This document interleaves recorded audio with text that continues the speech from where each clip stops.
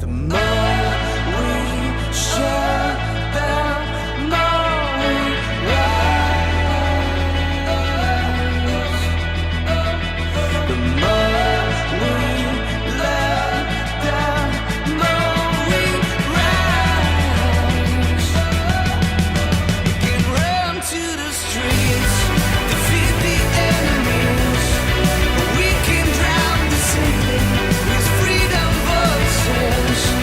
If there was a dream we could have faith in, we need it now again. We can run to the streets, defeat the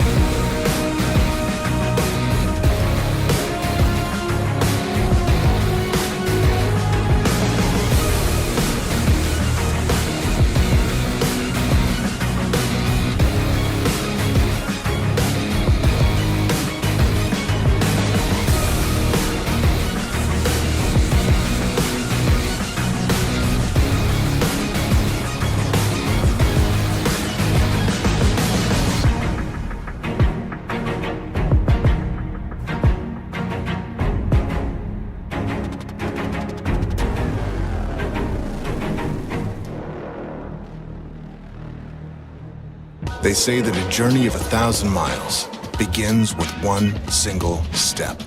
But maybe it begins with one single start.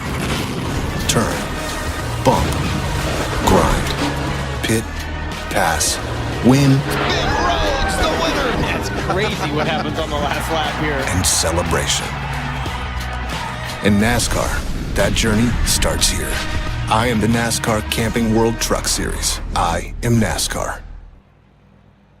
There's a reputation on the track, being built this very minute. He's made his own history! One that embraces the crazy, Oh my goodness! the fast, and the unpredictable. Everyone's gonna win it at the line! It looks into the eye of the competition and screams, "Bring it!" Loud enough so the whole world will see it coming. I am the NASCAR Xfinity Series. I am NASCAR.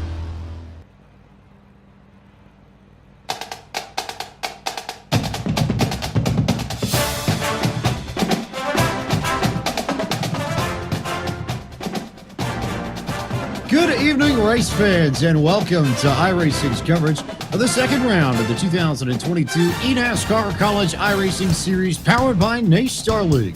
Live from iRacing's virtual Charlotte Motor Speedway in Concord, North Carolina, with a visit Myrtle Beach 120. James Pike here alongside Justin Prince, ready to bring you all the action from the second race, where we're going to give out some scholarship money. We're going to see a lot of great mile-and-a-half intermediate track racing too. Charlotte's put on some great shows with these trucks, the NASCAR Capable Truck Series throughout the years, Justin. I think tonight should be no different. Absolutely. This is a track that really tests competitors' abilities to be able to maintain tires, but also make sure they're able to keep up on the pace. This is not the easiest place to try and sort out. This could be a true test for some of the drivers and their ability to drive on the speedways. Tire wear matters more than you think here. That'll be something we'll watch over the course of the evening. But before we go racing, let's get a word from our friends at Visit Myrtle Beach. Hey, it's Jonathan Paris, Executive Director of Sports Tourism with Visit Myrtle Beach. We're excited to present today's race and wish the best of luck to everyone competing. Myrtle Beach, South Carolina is home to 60 miles of beautiful beaches, world-class golf, loads of dining options, and a wide array of activities for everyone. And Myrtle Beach is no stranger to college sports. In fact, we host several major collegiate sporting events each year and are ready and looking forward to the next wave of esports events. There really is something for everyone at the beach.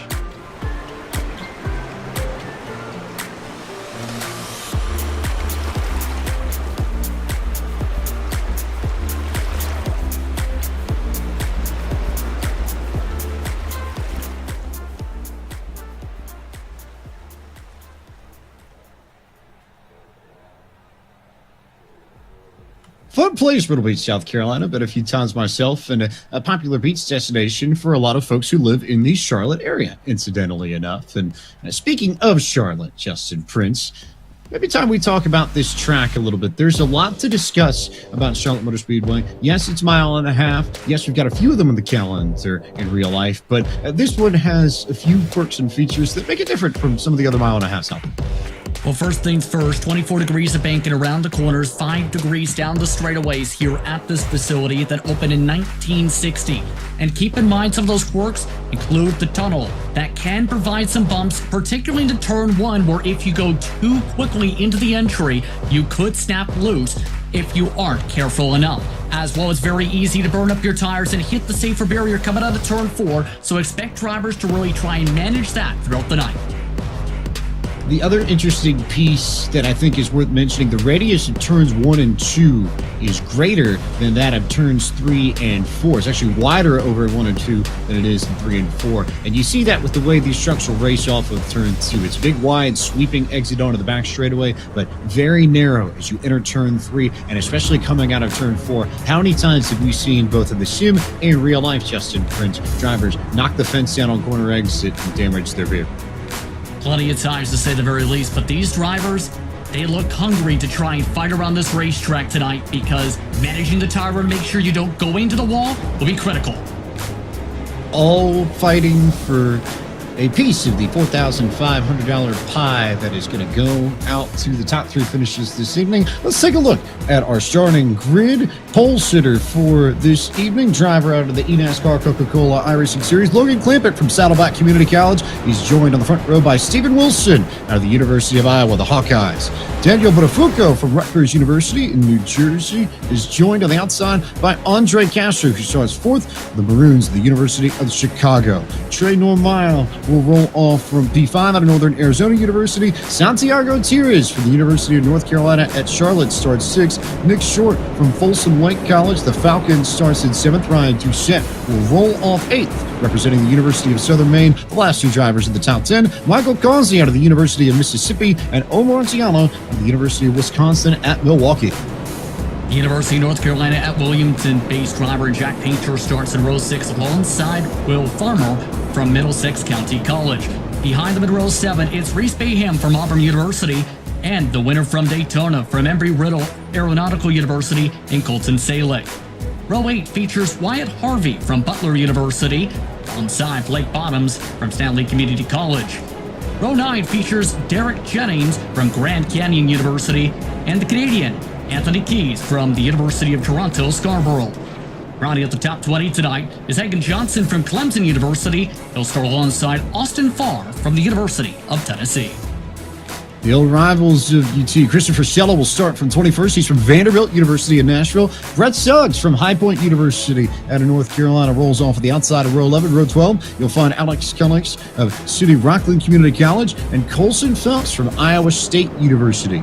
Row 13, John Hall out of the Massachusetts Maritime Academy starts alongside Liam Sheed, who rolls off 26th for the University of Wisconsin at Stevens Point. 27th on the grid is Thomas Suey out of the University of Virginia. Joined to his outside is Christina Ryan from Ohio University in Athens, Ohio. Connor Shong of Lansing Community College and Matt Kemp of Siena Heights University complete our top 30. Nick Robinson from East Carolina University starts in row 16. He'll be joined by the University of Texas Rio Grande University driver and Francisco Del Real. Then it's Alex Halinar from Binghamton University, started alongside Jack Cohen. He is from Rensselaer Polytechnic Institute. Chris Fritz in row 18 from University of Delaware will be starting alongside a well-known driver from FAU in Brandon McKissick. Once the final three starters is Tyler Glass. He'll be from Purdue University tonight. Connor Okrezik is from the University of Colorado Boulder. And the last starter from Grand Valley State, is Aiden Doyle. We know that the university ties are strong amongst the drivers, also strong amongst some of the staffers in iRacing as well. Special shout out to production team member Cisco Scaramuza, who is an alum of Butler University, so he may be a little bit biased cheering for Wyatt Harvey and singing the Butler War song, but we'll see how it goes for Wyatt. We'll see how it goes for everybody else as we move to our Logitech G race analysis, Justin.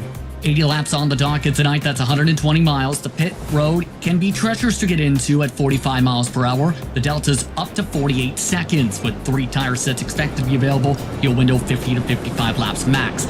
Now, with the NACE Starleague weather conditions, it's fairly hot today at 78 degrees Fahrenheit. The winds at 2 miles an hour to the north. 105 degrees is the track temperature. Partly cloudy skies here in this late afternoon start. We get set for round 2 of the eNASCAR College iRacing Series powered by NACE Starleague. 374 drivers attempted to qualify for this 39-truck field, representing 259 unique institutions across the United States and Canada. So numbers up. I think we're up about 100 drivers and just north of 50 schools from round 1. Good to see that this eNASCAR College iRacing Series powered by NACE Starleague is growing. And our anticipation is growing for the green flag, which will get momentarily. Pace car will come off of pit road, and Logan Clampett will lead us to green. The man from Saddleback Community College steps on the gas, and we are underway with the Visit Myrtle Beach 120 from the virtual Charlotte Motor Speedway.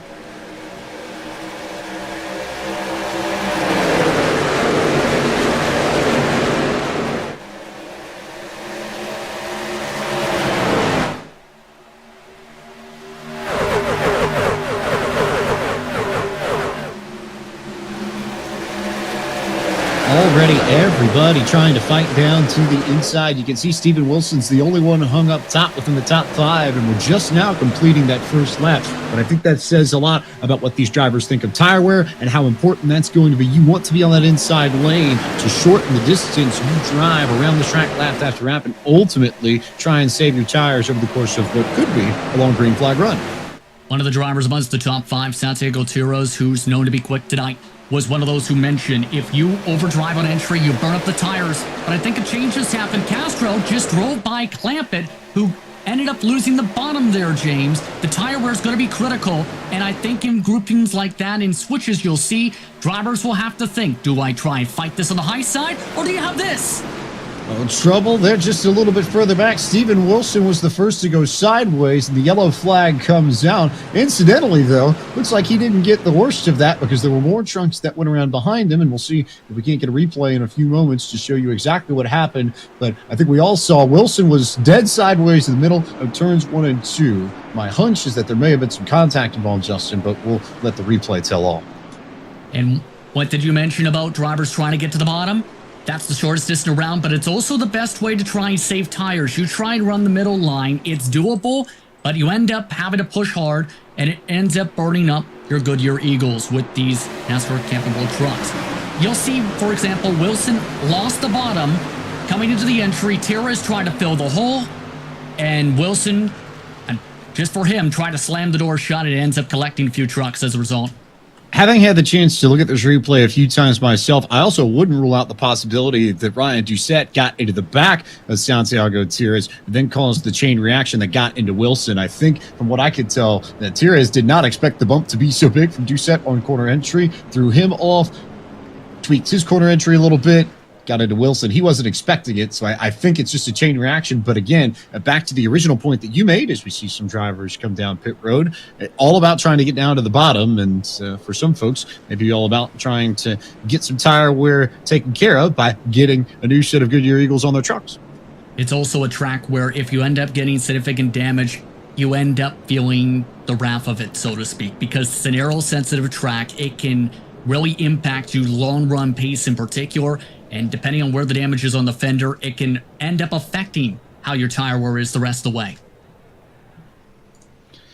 So as we run under caution, going to get a good look here at your leader, Andre Castro, out of the University of Chicago. First time we've had a U Chicago driver in this field, and Castro gonna have a lot of fun. But let's get a word with Steven Wilson before we go back to Green Flag Racing. Steven, what happened from your perspective there?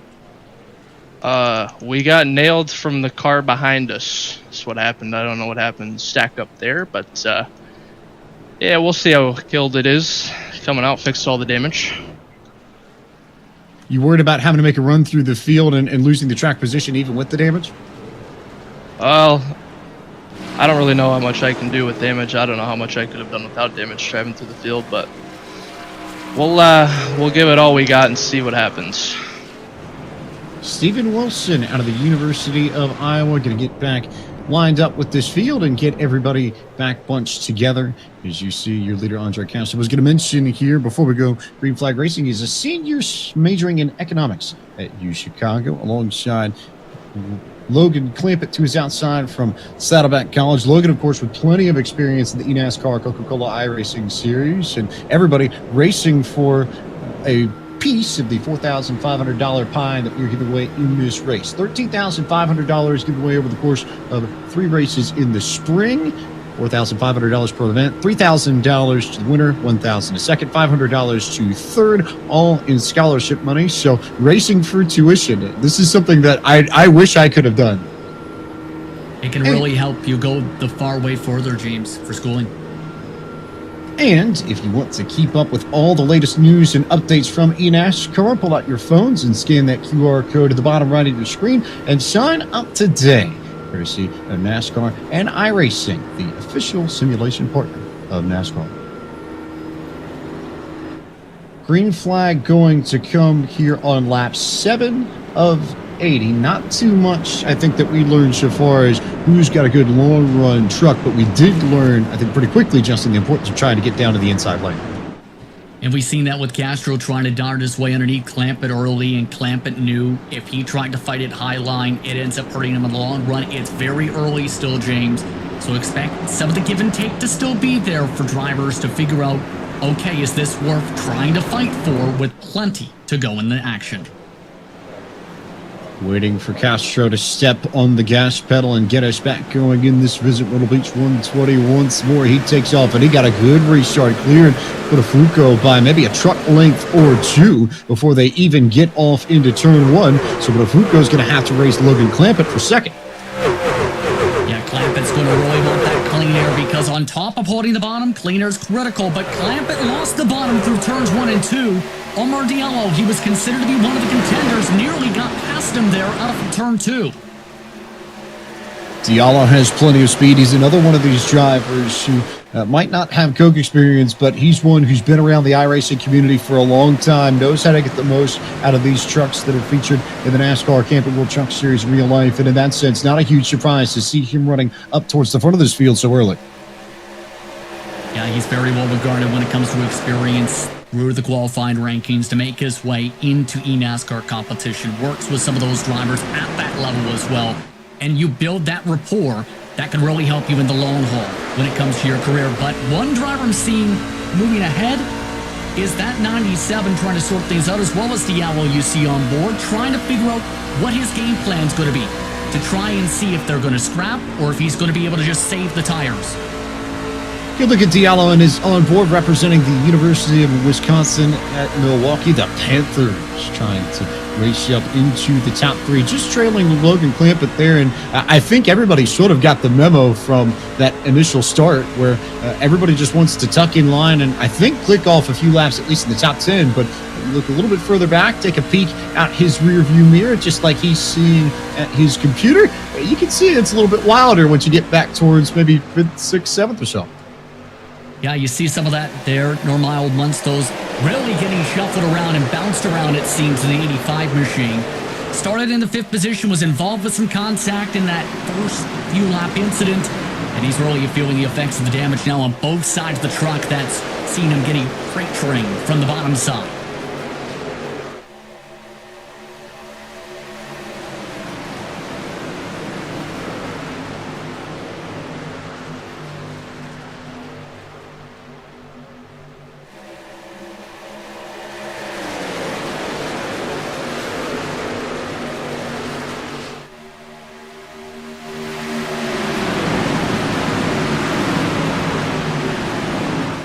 And you just see that importance there too, James, just in seeing and watching along with that respective lap, how he knows, even with the damage, he can't afford to lose the bottom because it's going to force drivers up top and force themselves to use up their equipment. Yeah, big battles here. Good look at some of the folks fighting on the edge of the top 20 out of Middlesex College. You've got Will Farmer, Trey Mile from Northern Arizona is there. You've got East Carolina in the mix with Nick Robinson. Tuligan O'Mile making it 3 wide to the inside. And there's Stephen Wilson, who we saw get caught up in that incident just a few laps ago, already trying to make a charge back through the field. He's up to 24th, looking for 23rd now as they all clear Hagen Johnson. Hagen Johnson also just getting to the wall, it looks like, with a bit of contact in the upper groupings because they've been fighting 2-3 wide at some parts because of that importance of track position. Some of the drivers, I think, knowing the qualifying performances, knew it was going to be a tough task to cut through the pack. And some of those with strong sim racing experience, like Liam Sheen, like Connor Sean, amongst those who are cutting the way forward up 15 and 16 spots respectively in the mix of this grouping.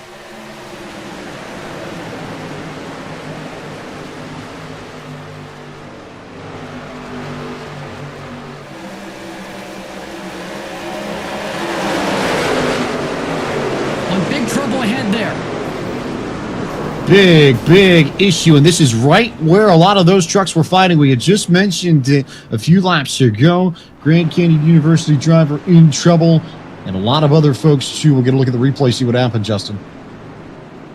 Yeah, and this, I think, was inevitable with some of the battling going on with how aggressive a couple drivers had been getting towards the edges of the top 10. And I think it was just a mixture in that battle going on for 10th where you end up losing the bottom and someone tries to get over aggressive, tries to send it in. You end up seeing a bit of contact, and it's just that tough situation where you need to be aware of what's going on and have the space at the same time to be able to check up, James. I have a sense of what might have happened. I want to see one more replay just to make sure that I've got my bearings right on this, but I think I know what the story is, but we're going to find out what the story is after we take a word from our partners. You're watching coverage of the eNASCAR College iRacing Series powered by NACE Starleague, live from iRacing's virtual Charlotte Motor Speedway. More action after this.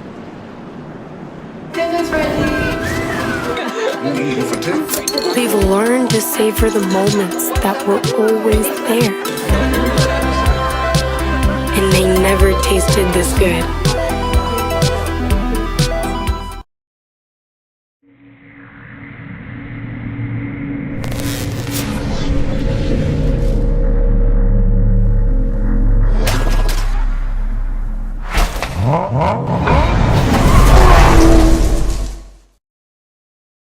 SCW is the official technology VAR of NASCAR. Whether you're looking to outfit the office with the latest technology from your favorite brands like HP, Lenovo, or Logitech, or you're wanting to race like the pros with a full cockpit on iRacing, just like the SCW sponsored driver Taylor Hurst. SCW is where America gets IT. Shop now at scw.com.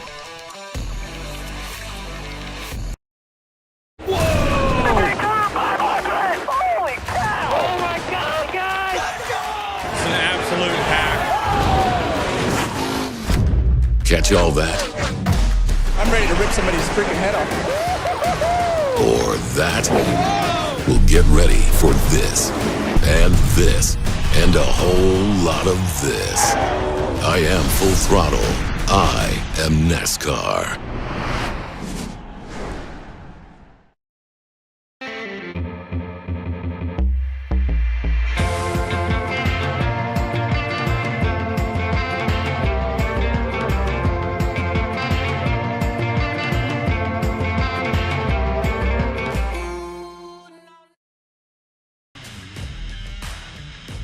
This is your chance to get behind the wheel. The opportunity to race just like the pros. From the grassroots levels, where we all got our start, to the most popular race cars on the planet. From the fairgrounds of Nashville to the high banks of Daytona, to tracks that will never be forgotten. Realistic driving, intense competition, all from the comfort of your own home. This is the ultimate motorsports simulation. This is iRacing.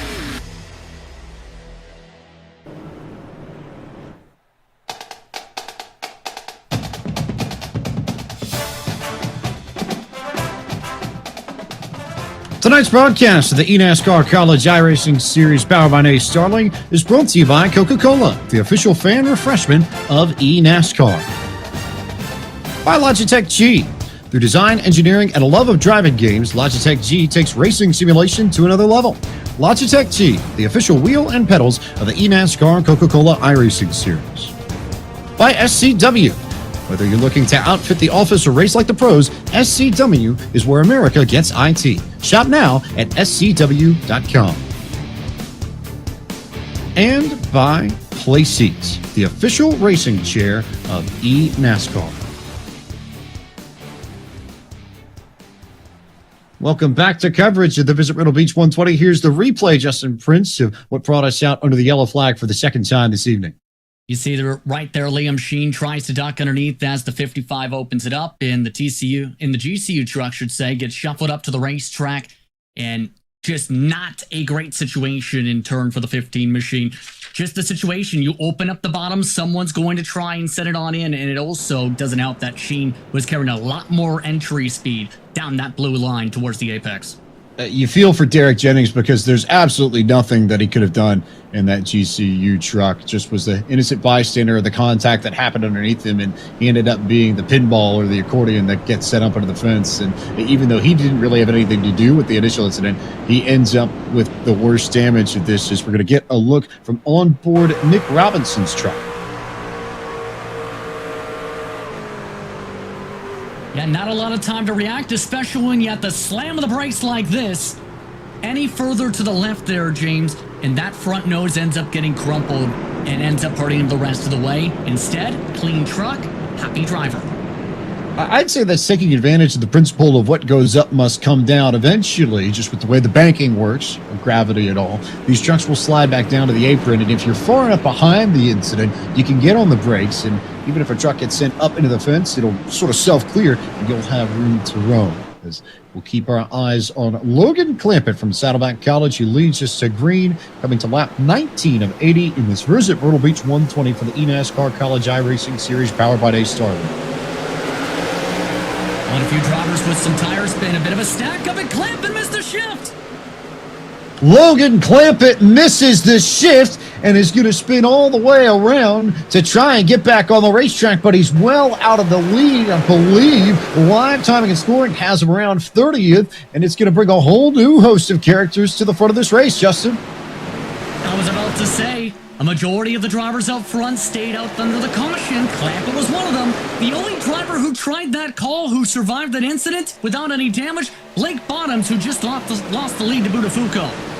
He was the leader, but I don't even think he held it for a lap, as we'll get a look at what happened to Logan Clampett momentarily. Down in the bottom right portion of your screen, you'll see them all take off. And yep, right there, you can see the contact completely missed the shift, spins around, and there were a few other trucks that went with him. I think that might have been Reese Bayham out of Auburn, who also ended up in trouble. Meanwhile, here comes Omar Diallo in second, trying to wrest it away from Michael Causey and maybe, just maybe, go after Buttafuoco for the race lead.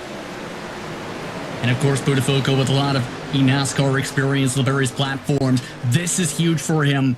and was speaking with him before tonight's action, he had a lot of emphasis and focus on trying to build on the success of last time out. Because remember, he was a contender at Daytona back in February. He's looking strong on the ovals, and when it comes to speedway racing, James, that's his specialty. As a podium finisher at Daytona, we got the chance to speak to him after the race, but I know he'd like to come away with $3,000 in scholarship money by evening's end. As we're going to take a good look at everybody moving. This is Thomas Toomey out of the University of Virginia in Charlottesville, the Cavalier, riding in the 19th position, just behind the University of Toronto at Scarborough Truck. That 7 machine of Anthony Keys. And I always find it interesting with how high that wheel is with comparison to where he's sitting, but it works for him. And when you find something that works, you'll end up finding some good pace. And keep in mind, already have 8 spots from where he's qualified, and he's got one of the clean trucks that is currently in the mix of trying to find out where to go with the 3 wide in front.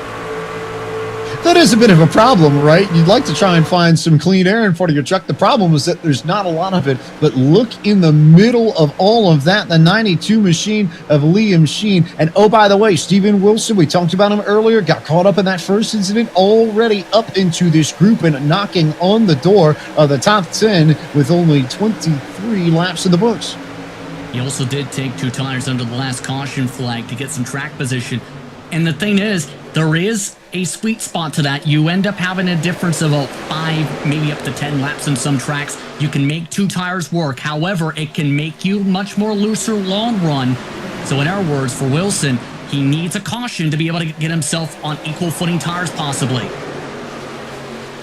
One of those cases where you have to play the strategy a bit to get the track position. That's exactly what Steven Wilson's done. And even though he's got some damage to the front end of his University of Iowa Ford F-150, if you're in the draft, it doesn't necessarily matter all that much. So long as another truck is poking the hole through the air for you, you can maintain pace with the trucks that you're running around. You just have to make sure you're not the first truck in line so the air doesn't completely wash over your damaged nose if you're Steven Wilson. And that's the tough balance, right, is making sure to overcome that with how you drive, but also not over-driving it. And you'll see with some of the onboards here, with the 57 in particular, who also was amongst those staying out after a damage repair from the first caution, he's also losing ground with the older tires. He is indeed. This is Alex Hallinar, currently in 22nd out of Binghamton University in New York, and just trying to hang on for the track position, but he's one of the handful of drivers who just doesn't quite have the pace of some of the other trucks. This will slide over to Wyatt Harvey from Butler University out of Indianapolis, Indiana. He's just up the track in the 18th position, also looking for a little bit more track position. But Harvey was one of the trucks that came in some 11 laps ago under that last yellow, so he's got slightly fresher tires. He's also racing, as you see in the background, from an esports hub at the campus, and just shows the rise of esports at the university campuses to have this facility to race at amongst your fellow students while studying at university. Very focused, you can tell, with that respective setup right now, and very comfortable, it seems, with the steering wheel. We now shuffle to the 92 machine of Liam Sheen, the University of Wisconsin Stevens Point driver, who does have a little bit more breathing space. He's just on the edge of the top 10 in 11th, but you can see the difference just clearly looking off the hood and off the nose of his truck. A lot more room to roam and a lot less traffic up in front. A few more places to sort of dictate where you want your truck to go and what line you want to run. It's also critical to make sure you end up finding the right choice to bounce about. Hippity-hop your way past some of the trucks, per se. But with Budafuco, keep in mind, he's still battling hard for second. You see how laser-focused the eyes are, especially with the Ole Miss truck on the outside trying to make the move. Look at the move there from Michael Causey out of Oxford, Mississippi, in the University of Mississippi. The Rebels out of the Southeastern Conference now rolling that high line to try and take away the race lead. Very nerve-wracking, especially for those maybe like Colson Phelps, the Iowa State University driver.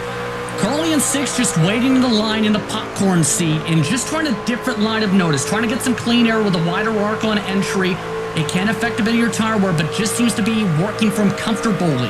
For now is the key word. How that matters long run will be critical.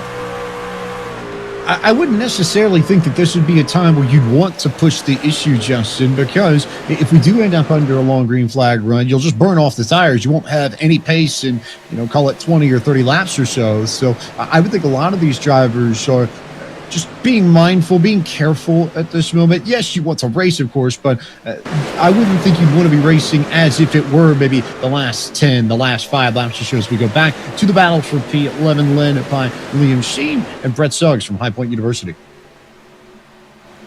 Yeah, and you see them settling out, keep in mind. But the thing is, when it comes to some of the drivers, remember, in a lot of cases, it's not just the balance with the virtual racing side of things with schooling, but real-world racing. Brett Suggs, the name familiar, for example, James, who we've seen in the past for the virtual world, who also has worked in a lot of different aspects of the real world, including the marketing side of things with various drivers across the Southeast.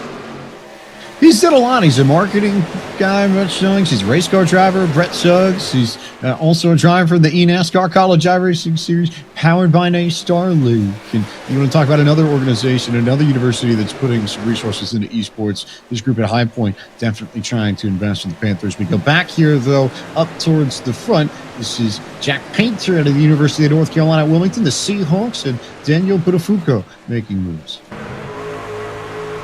Meanwhile, Nick Robinson, we've seen him avoid trouble earlier in the ECU trunk. That purple and gold machine also just in the spot where you can just maintain patience, just wait to see if any holes fall up, and just pass the drivers who are aggressive. For example, Painter, we see him try the top a few moments ago. He's now paying the price for burning up those tires with that right front in particular, looking like he's getting tight. And Robinson, you can see with a tiny smirk, knows that's a spot.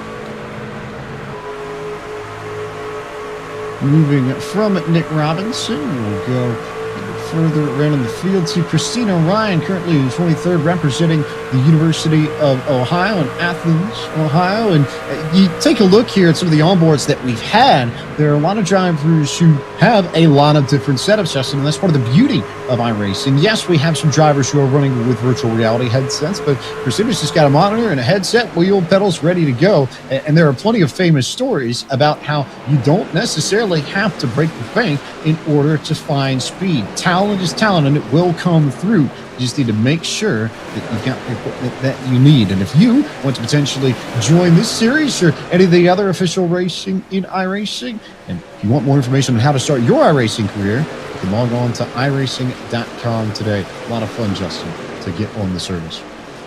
It absolutely is, especially when you find the right grouping of competitors to race against. This grouping of competitors looks very anxious, though. We've seen it a bit with Christina Ryan when we first jumped on board. They've been going 2 to 3 wide with a bit of checkups, and keep in mind some of the drivers in this pack are those who are involved in a couple of the cautions and are driving with hampered trucks damage-wise. Lots of battling here in the middle of the pack. You've got Butler, Virginia, Ohio, so many different groups. Oh, and the University of Iowa, too. There's Stephen Wilson up towards the front. Not like we forgot about him. Connor Shong, actually, is the first truck ahead of everybody here. And what did I say about the 2-tire call? It's a big gamble. If you get a long run, it ends up backfiring towards that mark. But when it comes to Hall, he is a part of Massachusetts Maritime Academy, trying to make them proud from the state of Massachusetts, James, and he's looked pretty solid so far, up 8 spots. Of course, know the tradition when it comes to that respective program.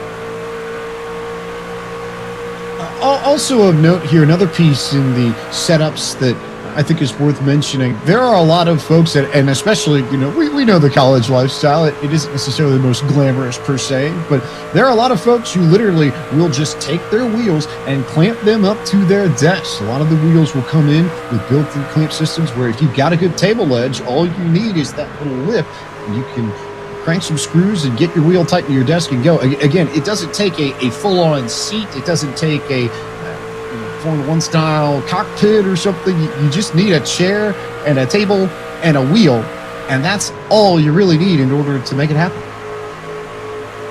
As well, on the top of things, if you say have a roommate, have supportive roommates who allow you to race as you compete for, in some cases, several hours per night.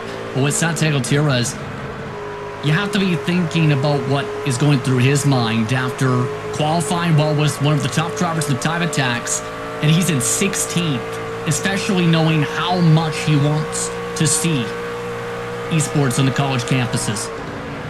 And especially given that this is his home track for anybody at the University of North Carolina at Charlotte. Meanwhile, here's Logan Clampett trying to rebound after the wheel spin issue he had, the missed shift on that restart. The Saddleback College driver still in 30th and at this point needs a yellow flag just to help punch this field back up. He's got pace. The lap times are good, but the track position is so poor at this point because he had to spin and then loop himself around to get himself back going again.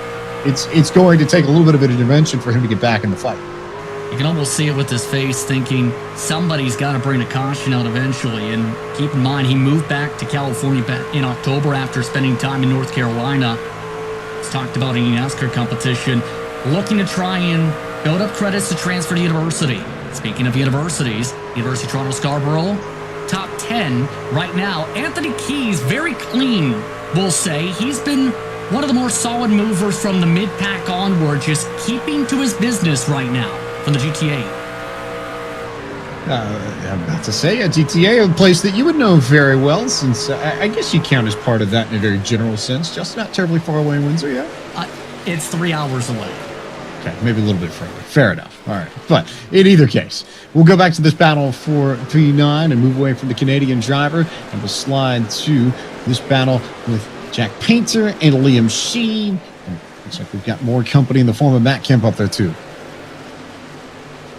And looking at the pace that they've been having so far, the fall-off is around what we were expecting based on past races here at Charlotte with the trucks. About 2 seconds for a majority of the pack. Sheen's amongst those running within the ballpark of the race leaders, but they're losing about a tenth or two per lap on average. And that's the tough thing. Not only do you have to pass drivers with damage like Doyle, but you also have to think about a green flag pit stop for some of these drivers. Because those who have tried strategy gambles, they've had to come in already, I've noticed, like Blake Bottoms. These drivers will eventually have to figure out how they're going to navigate that entry, communicate that properly without giving away said strategy, and to make sure you don't hit the wall on said entry, to make sure you don't get significant damage or speeding penalty. Look at Christina Ryan in the battle that she finds herself in. This is 18th, so Connor Shong is there. Thomas Toomey is there. Officially, we've got a lot of drivers beginning to shuffle. Might have a few coming down pit road, but good battles across the board and a lot of side-by-side racing, little clusters, which is impressive, but I think it also speaks to the raciness of these trucks, even though we're 30 laps into the run for most drivers as we go back up to the battle for 5th. Yeah, Castro's starting to feel a bit of impact on the tire. We're also has a touch bit of damage. Right now, they're running about a tenth or so on average. In fact, a couple of hundreds back of the race leaders. And also having to take drivers who have damage, who were involved in the earlier incident, 3 wide. Not going to be easy, but I want to give a shout out to Cause. He spoke with his father earlier today, who is on a full scholarship for engineering, had won 2 New Orleans-based go-kart championship titles, Nolan go-kart titles, 2 times in the nation, top rankings for Legends cars. His father, keep in mind, with experience at the ASA level back in the 90s and 2000s. So a lot of history when it comes to the driver of that machine tonight from Ole Miss. Racing running in the family, just like it tends to do with universities and colleges at some point as well. Also worth noting, just as I'm looking at timing and scoring, that these drivers are about a second and a half off of their fastest lap times in the race. Most drivers have a fast lap anywhere from 30.6 to 30.9 seconds. Most of these drivers are running 32.3s to 32.4s. So that's tire fall off within the span of 30 laps as we get a good look at the 52 of Jack Coyne. And you see right now, he's just choosing to stay up at the top line because he knows he's a lap down, he knows he's got damage, and knows there are several drivers trying to sort things out in the battle for the race lead, hence why he's trying to maintain patience. Chris Fritz, meanwhile, he's focusing on the VR, and it's very important to make sure you stay cool, hence why the fan is facing his direction. Big-time VR driver is Chris Fritz out of the University of Delaware. Blue Hens represented in tonight's field from eNASCAR College iRacing Series. He's a sophomore at the University of Delaware, majoring in communication, as we slide over to Matt Kemp, who currently holds the 10th position. And so far for him, I've been impressed from the Siena Heights University driver for the Saints. Amongst those also following keys on forward, 20 positions gained, keep in mind. He's actually running in the ballpark compared to most of the race leaders, so he's got potentially top 8-5 pace. We'll see how things fare out for him the rest of the run. Moving on to Hagan Johnson, representing Clemson University, the Tigers, and lots of clean racetrack, but that would be because he just came down pit road, I believe, so he's got plenty of space. As your leader of the race is in Justin Omar Diallo, now down pit road. About 34 laps, so essentially keeping it simple. 30 laps to get to the end of the set of tires. More pit calls expected over the radio, so these drivers will have to start planning things out. How do drivers like Buttafuoco or Austin Farr try and respond? We'll see. Keep in mind, for drivers like them, they have more space compared to the packs of, say, Christina Ryan and several others. And so now you have a decision to make if you're Buttafuoco, if you're Farr, if you're Castro, anybody in that group, because you can either respond to what Omar Diallo just did and maintain your run and effectively be even on pace with him, or you could wait and see if we get a yellow flag and potentially trap Diallo a lap down. It could be very, very interesting to see how these drivers play this out as we get a good look on board the volunteer Austin Farr's machine. He is going to follow Daniel Buttafuoco from Rutgers University. They both will come down pit road as we enter the final 30 laps of this Visit Myrtle Beach 120. And both of them entering their pit marks nice and smoothly. Fair amount of confidence from both of them in the entry, and that can win you races, as we've talked about in the past. You end up having a strong entry, it can be the difference of about 3 seconds on track compared to somebody who backs up their entry and doesn't quite have that same feel for the brakes to make sure they get in as quick as they can. That's going to be so critical for some of these drivers that they really want to make sure they maintain. So now the onus of decision-making will fall on your new race leader as we work this cycle of green flag pit stops. It's now Andre Castro from UChicago that is in control of all of this, out in front of Michael Conzi from Ole Miss by about, call it, 2 seconds or so. But again, these drivers, if they come down now, they're going to give up a little bit of time to the Diallos, the Buttafuocos, and the Farrs. Just with the way pit stops work, you come in a little bit earlier than everyone else, you're going to gain a few tenths on folks, even if your tires are a little bit older. But Castro's going to decide to stay out. Yeah, and this is also, keep in mind, a very treacherous pit exit where if you end up making mistakes on that apron, James, keep in mind, you end up having the potential of hitting towards the inside walls or having yourself snap around. That's something drivers are going to have to also be careful of, because with so many laps turned around, you accidentally pull up that apron, you end up getting unsafe pit exit penalty, and or you might end up snapping yourself towards the inside. So that's something you got to all remember. I wouldn't be surprised, though, with some of the drivers we see them go as far as possible and hope for caution for some cases here and pin the field laps down. Good look at Brandon McKissick's truck here as we remind you of what these drivers are racing for this evening. Again, giving out $13,500 in scholarship money over the course of 3 races in the spring in this eNASCAR College iRacing Series powered by NACE Starleague.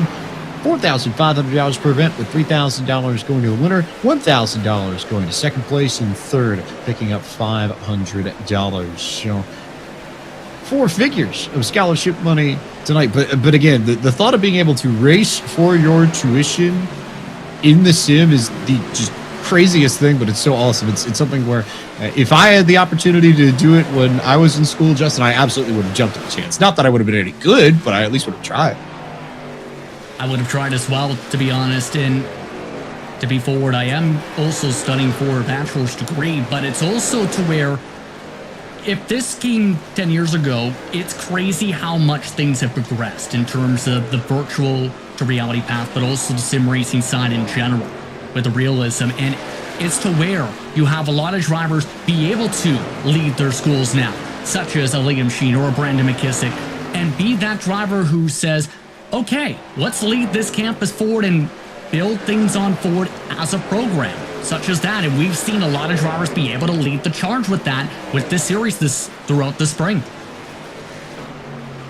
One more look at Brendan McKissick. We'll slide over to Framingham, Massachusetts. Ryan Doucette, who comes to us courtesy of the University of Southern Maine, where he's a junior majoring in mechanical engineering. Plenty of pace on that truck. And again, another driver who has raced at the highest levels of eNASCAR before. So another driver who you would think knows how to get it done when crunch time arrives, Justin. He's also someone, as we both know, is not afraid to take risks. He's amongst those who I've seen try two-tire calls in the hope that they work in qualifying action to make sure he makes it and stays at the highest levels. He's amongst those trying to really stretch it, keep in mind significant damage. He's going to need the caution, to be quite frank, right now, as well as a couple of the others, especially if you're the 90, because if this doesn't work out, then you end up putting yourself at risk of not even standing the lead lap by the time you're at the pit. We go back to this battle. This is Brandon McKissick and Colson Phelps out of Iowa State University. Colson is a junior who also is majoring in mechanical engineering. Sounds like a bit of a theme there, Justin. A lot of engineers in this field of the eNASCAR College iRacing Series, but good move there. Worth noting that both of these drivers have come down pit road already, and as far as the ones that we're waiting for, really it's just the top four. Andre Castro, Santiago Tires, Ryan Doucette, and Steven Wilson have yet to pit. They're all working somewhere in the ballpark of 40-plus lap runs on their tires. Everybody else has already come down pit road for service. We'll see whether or not some of the charges make their way to this battle, but a lot of varying differences in speed, and you see it right here on your screen. Here's your leader, Andre Castro, and you see all of these trucks who are officially a lap down, but on the fresh tires, you can see just how much quicker they are than the UChicago driver right now. Castro win in clean space, about 32.7s right now. The drivers who have already pit, 31.2s. That's about a second and a half difference, and that doesn't factor in the amount of drivers he has to let on by. And that's also an art form too, where you end up catching up to somebody too quick. You end up putting yourself at risk of ending up having contact. Meanwhile, for Keys, he's looking to jump up a few more spots, take advantage of 12. Could potentially take advantage of the battle. Here is Keys. We'll try and go after Kemp for the position, and then Blake Bottoms and Liam Sheen up there. The flip side also of the strategy that we mentioned just a few moments ago, Daniel Buttafuoco is the first of those drivers. So Steven Wilson is going to come down pit roads. That leaves us with 3 drivers at the front of this field on the old tires. And now Omar Diallo, who sits in 4th, is the first of the drivers on the fresh tires, followed by Buttafuoco and Farr and McKissick. So once this cycles out, if we get a green flag all the way through here, Justin, it's going to be roughly the same cast of characters leading this race. As Wilson makes his way to the pit stall, it's going to be very important for Diallo to manage the traffic quickly. You see right there, he just took driver's offset 3 wide, for example. Right now, got a second and a half or so cushion over Buttafuoco. But Buttafuoco, when Buttafuoco's in clean space, is running a 1/10 of a second quicker. The more traffic Diallo reaches, though, and has to check up for, and the less that Buttafuoco has to do in turn, the more chance for 13. Keep in mind, he's already catching up to Ryan Doucette for a spot on track. That's how quickly the fresh tires are compared to some with the damage and old tires. And that would be for position, by the way. That would be Doucette not having come down pit road yet. That would be Diallo making the move to the inside and making it look relatively easy. So no contest there. Move Omar Diallo up to 3rd.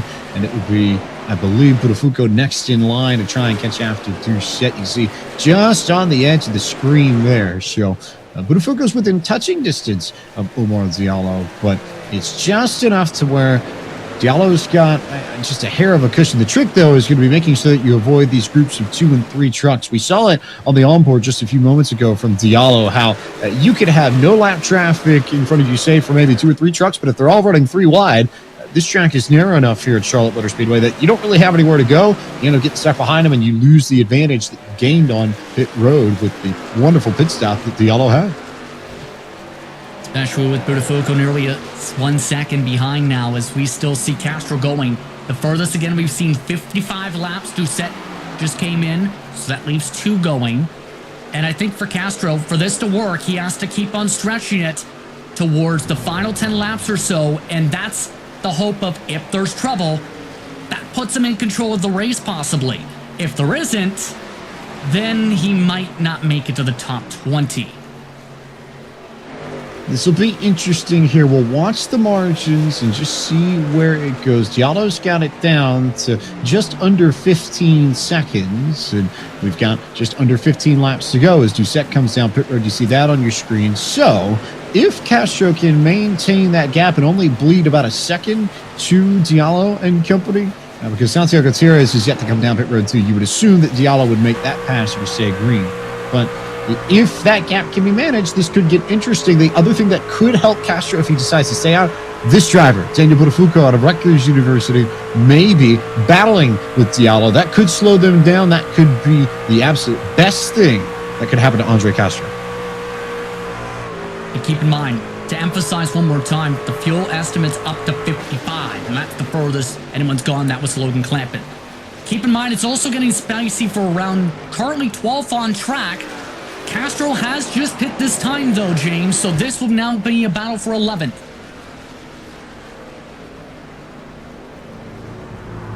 So two different pit stops, James, now. These are both of the drivers who are trying to stretch it for the caution. They don't get it. The battle for the win, Diallo and Buttafuoco now. Indeed, Castro from Chicago and Tires from the University of North Carolina at Charlotte come in, and that leaves Diallo and Buttafuoco to battle for the race lead. So it's our main strategy that we'll be watching as we hit the closing stages of this Visit Myrtle Beach 120. And it's now down to Diallo, Buttafuoco, Farr, McKissick, and Colson Phelps, your top 5. And with clean track ahead for Diallo, that's going to be helpful for him at least. Here's the thing, Buttafuoco's coming in quickly. 2/10 gain last time. Here he goes. Buttafuoco's had pace since these drivers have come out of pit road. He's got the fresher tires by 2 laps over Umar and Diallo. So now, if you're Buttafuoco, where do you go in all of this? And how do you play this to try and get the race lead? Answer Justin Prince is to go right down to the bottom of turn 3 and potentially wrap this battle up now. Diallo trying to give a bit of space. Just too tight. He had to check up. Could not pinch Daniel Buttafuoco down, and the Rutgers Scarlet Knights now lead the Visit Myrtle Beach 120 of the eNASCAR College iRacing Series, powered by NACE Starleague, and Diallo's going to have to find a way to battle back, but does he have the pace, Justin? That's going to be the tough thing for the University of Wisconsin-Milwaukee machine. Just looking like he's a little bit tighter now compared to what Buttafuoco's been able to do, but the big counterpoint, did Buttafuoco use up that difference on tires to catch up to the 23? Will that switch into Diallo's way with under 10 to go? And on top of all that, if they start getting into a battle, what does that do for Austin Farr, who you can see just on the edge of your screen there, that first truck right behind Diallo on the racetrack, the black and orange University of Tennessee at Knoxville, the Volunteers truck. If they start battling for the race lead, Farr could potentially reel this group in, and that's kind of what he's done. That gap's come down to about, call it a second or so, and he's bringing a little bit of company with him. And you see with Farr in particular, 32 flat last time by. He's continuing to close on in this time. Another 10 picked up. So that gap is closing and quickly. But is there enough time if it stays green? That's the tough thing. Only half a 10th gain per corner or so on average.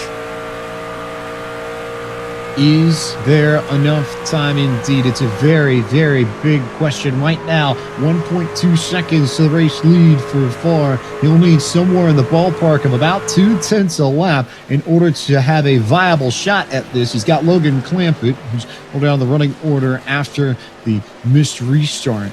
But Clampett's there, just hanging off the back of Austin Farr. These two trying to draw your race leaders in. The problem is that Farr is now losing time. It's up to 1.3 seconds. That's not the direction you want to see the interval marker go in, Justin. I think Diallo's just burned up too much right front tire, trying to get around some of the traffic, but also that difference in terms of laps.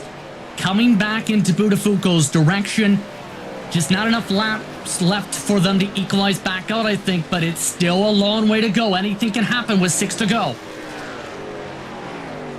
all about managing pressure, I think, more than anything else. Now, I think that's something that, and especially a lot of points you made, Justin, that Daniel Buttafuoco is used to because he has experience at a high level of iRacing and of eNASCAR. So it won't be a shocker to him, but you can see how focused he is, just taking a look at whatever celebrity he's got available to him, just keeping a note of the numbers as we roll into the final 5 laps of the Visit Myrtle Beach 120.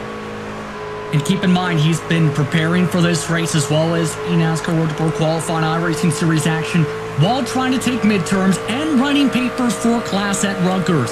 That is a lot to manage as a person, to say the very least. As some have put it, there's limited time in the day.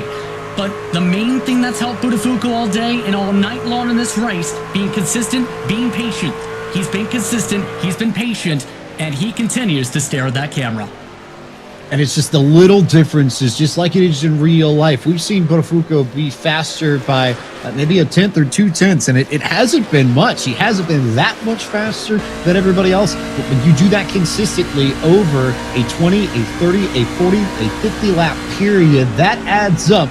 It makes the difference more often than not. It could be what puts Buttafuoco in victory lane if he can hang out for these next 4 laps as we go back on board with Diallo, who's trying to run him down still, but there's a big smile on his face. I can't tell if that's a smile of reservation or a smile of just having fun or a good little wave there. So he certainly knows he's on television. Pretty sure that's out of the Steven Wilson playbook, but you can tell he's very happy to be in this position, be this strong, showcase his speed at this high level. It's just a matter of just couldn't keep up with the tire wear difference after the difference on the undercut. And now, Buttafuoco's coming up to 2 laps to go, just a couple trucks ahead. Other than that, clean space to the end. Incidentally, 2 laps is the difference between the tires on Buttafuoco and Diallo. Buttafuoco came in, he's on a 27-lap run, which will be 29 at the end. Diallo came in 29 laps ago. As we go back to the battle for 7th, this is Anthony Keys and the 71 machine of Nick Robinson from East Carolina. So University of Toronto, Scarborough, and East Carolina fighting for spots late in the going. And from what I've seen in the backdrop as well, they've had a couple close calls with contact, but as they get ready to come to the white flag here, Keys, stellar drive. Robinson, even more stellar, up 24 spots amongst one of the biggest movers. It is all about Daniel Buttafuoco, though. Half a lap to go before he comes across the line. Just has to make sure he doesn't make any sort of mistakes whatsoever through the middle of turns 3 and 4. Clean exit there for the corners, and it'll be Daniel Buttafuoco with a smile on his face. The East Brunswick, New Jersey driver racing for Rutgers University wins the Visit Myrtle Beach 120 and wins the 2nd round of this eNASCAR College iRacing Series powered by NACE Starleague as they all come across the line and battle for positions at the end. Liam Sheen holding off drivers for 11th on back. The Real, give him a big shout out. 22 spots gained, one of the biggest movers. And that green and orange machine. Santiago Torres, who was expected to be contender throughout the night, what could have been just 20th place at the end. Expect him to fight strong, though, in the future across eNASCAR. However, tonight is all about Daniel Buttafuoco, who's bringing $3,000 in scholarship money back to Rutgers, the State University of New Jersey, as he burns it down and provides us with our Coca-Cola winning moment, which is brought to you by Coca-Cola, the official fan refreshment of eNASCAR.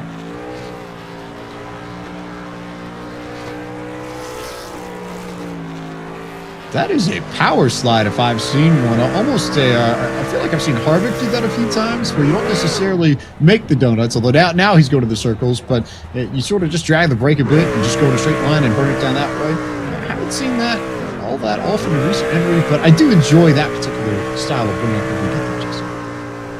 Do you blame him? The biggest stage he's won at in the NASCAR competition in years. Absolutely incredible run for Daniel Buttafuoco. Consistency pays off for the Rutgers University-based driver.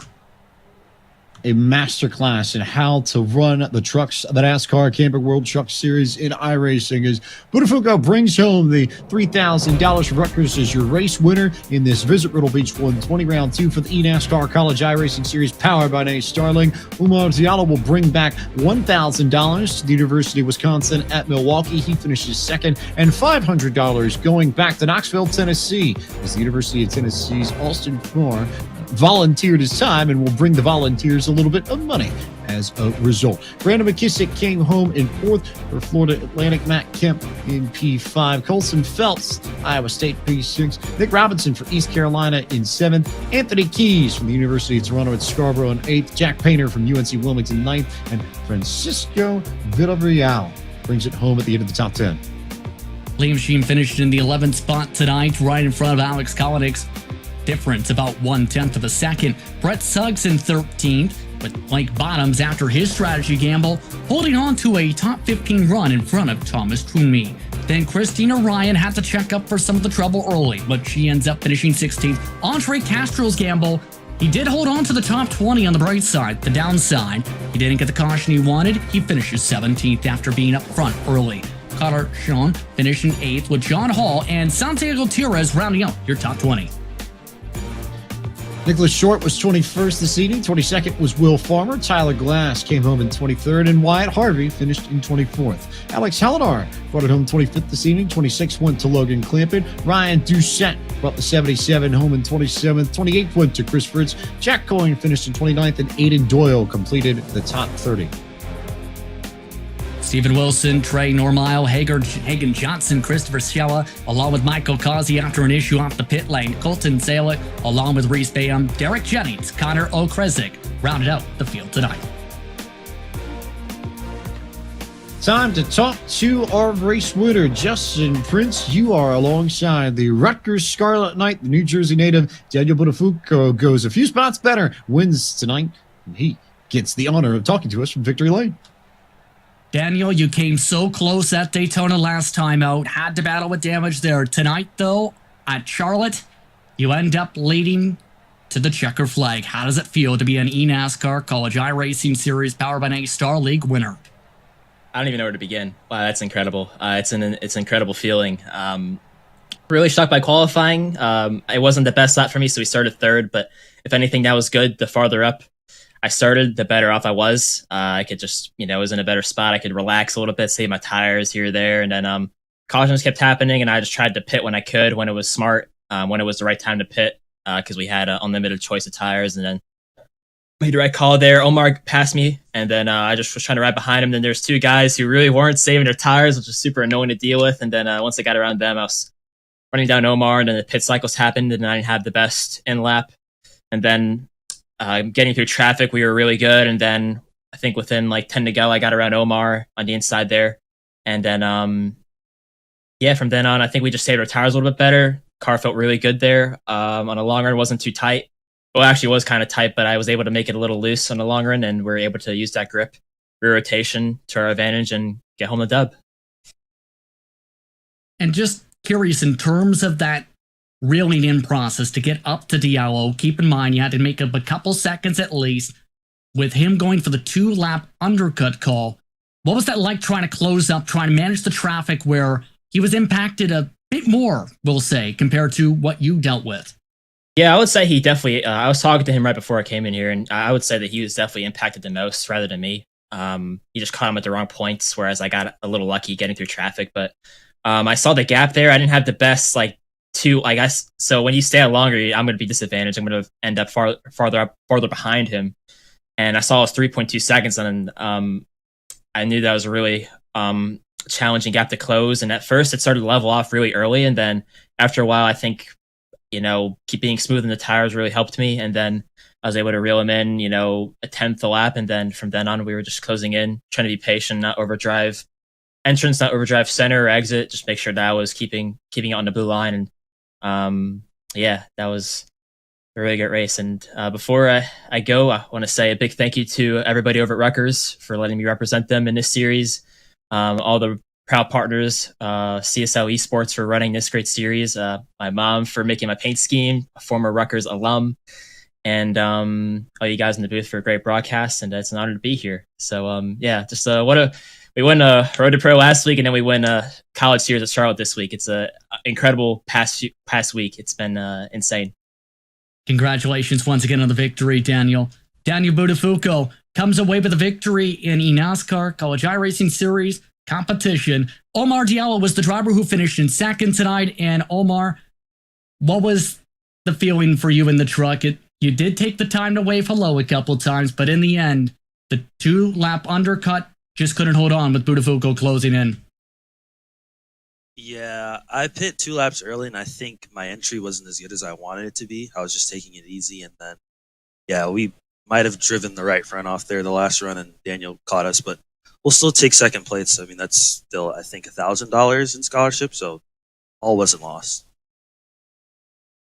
Talk about the feel of trying to continue to stay up towards the front, because it seemed early there was a bit of swapping back and forth for the lead, but it was also at the same time the give and take factor with the strategies coming into play for those who pit under the cautions and those who tried to stay out. Yeah, I knew on that restart where there were 3 cars that stayed out, I think it was going to be real hairy, and I think Clampett missed a shift, which made our jobs a lot easier because we didn't have to pass those guys at speed. But yeah, I mean, it was just a lot of people were saving tires, and you had people that weren't saving tires, and we're all on top of each other. And when that happens, you usually get a lot of hitting and a lot of crashes. So just had to be calm and collected to get through that. How big is this finish for you in terms of helping with your schooling, knowing that you're part of the University of Wisconsin-Milwaukee and a freshman in biology? How big is this to help you with your schooling? Yeah, I mean, I'm trying to get into med school and stuff like that, so obviously I'm going to have to take out a lot of loans, and that's like extra money that I don't have to take out, so it helps a lot. And I just want to thank iRacing and CSL for putting this on. This helps a lot of people, so this is a great thing that's happening here.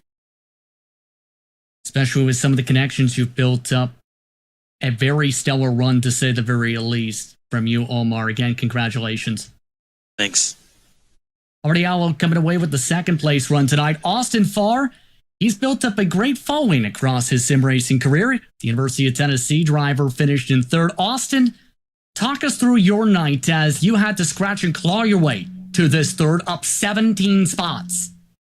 Well, I know I didn't have the pace to win. I just wanted to be in the right position to finish well. And I know that, I have to thank a lot of the guys that were farther back in the field, because all those problems happened up front and everybody was able to get slowed down. And luckily, that played, I'll admit, it played a big part of me finishing where I did. Of course, the Vols with a lot of experience when it comes to sim racers in terms of who's made it towards the higher levels. Talk us through the support you've had with the University of Tennessee for tonight's action and for the series. It's actually been really great racing for these guys because, I'm like kind of the first student to kind of do it through the sim racing route. And the whole club has been very supportive and kind of using me as a guinea pig to see what works and what doesn't in terms of club exposure. And I'm just glad I could be that guy and finish this high up and get him that much exposure. Thank you again very much for the time, Austin. Congrats on the podium. Thanks, guys. Austin Farr rounds out the top 3 tonight. James, back to you. A big night. One more night this spring of racing in the eNASCAR College iRacing Series powered by NACE Starleague. It comes to us from the road course at Watkins Glen International. Our next broadcast will be April 27th at 8 p.m. Eastern. You can head to enascar.com/live to catch the final round of action this spring for the eNASCAR College iRacing Series powered by NACE Starleague. For all of our partners at eNASCAR and NACE Starleague, and for the team at iRacing to help make this broadcast possible, Drew Adamson, Sean Ambrose, Alex Horn, Tyler Hudson, Aaron Weaver, Joe Peak, Tyler Maxson, Blake McCandless, Joe McManus, Cisco Scaramuzza, Travis Sullenberger, Corey Vince, all the folks at iRacing that help make it happen, along with Joe Peak and Josh Lee, Joe McManus, and Alex Horn, and my colleague in the booth, Justin Prince. I am James Pike. Thanks so much for watching the Visit Myrtle Beach 120. We will see you in April from Watkins Glen. Congratulations.